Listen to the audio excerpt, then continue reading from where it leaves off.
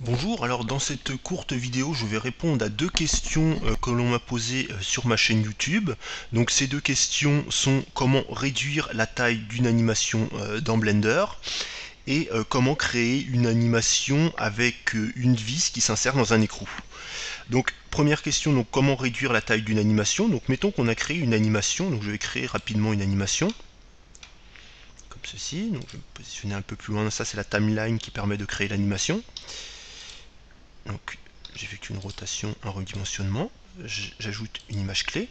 Donc comme ceci, donc nous avons notre animation. Donc lorsque nous jouons l'animation donc Alt A, nous voyons que l'animation se joue, mais bien sûr s'arrête puisque notre animation ne fait que 61 ou 62 images.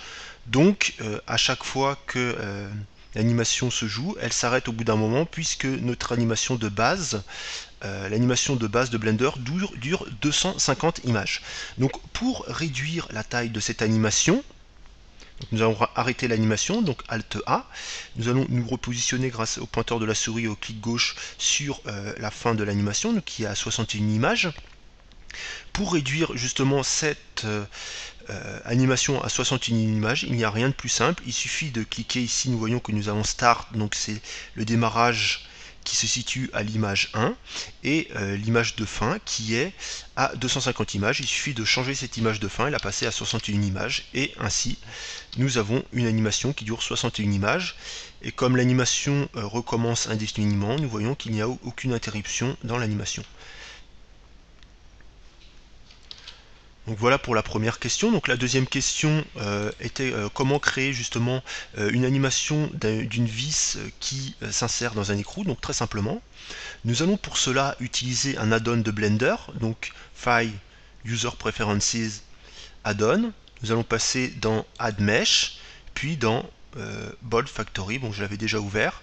Nous allons cliquer ici. Nous allons cocher justement pour activer cet add-on.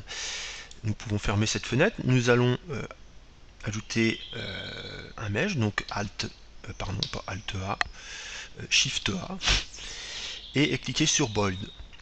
Nous voyons ici qu'il y a une espèce de prise de courant à côté de Bold, ce qui veut dire que c'est un add-on, que nous avons affaire à un add-on, et qu'il est rajouté dans les objets de base de Blender qui se situent juste au-dessus. Donc il est rajouté au cube, à la sphère, à la tête de singe aussi, qui est la mascotte de Blender. Donc nous allons ajouter un écrou, comme ceci, il suffit de cliquer sur écrou. Donc nous voyons ici que nous avons différents paramètres. Bon, je ne vais pas les expliciter ici, puisque je vais m'attarder plutôt sur l'animation. Donc ici, nous avons créé notre écrou. Nous allons, notre vis, pardon. Nous allons maintenant ajouter un torus qui va faire justement office d'écrou. Nous allons le redimensionner, comme ceci. Et maintenant, nous allons passer à l'animation. Donc nous allons réduire par contre notre animation à 50 images, qui est amplement suffisant pour ce type d'animation. End à 50 images. Et nous allons insérer une image clé, donc I, Lock, Route and Scale, ce qui veut dire que nous créons une animation qui modifiera la localisation de l'objet, sa rotation et son redimensionnement. Comme ceci. Et nous allons passer à la dernière image. Et la dernière image qui va être l'image de la vis complètement enfoncée dans l'écrou. Donc pour cela, nous allons effectuer une rotation sur l'axe des Z de l'écrou, par exemple une rotation de 180 degrés, et un déplacement vers le bas, donc GZ, pour l'enfoncer totalement. Et nous allons ajouter une nouvelle image clé, I, Lock, Route and Scale. Et nous voyons ainsi que, donc je vais jouer l'animation, nous avons l'image de la vis qui s'enfonce dans l'écrou.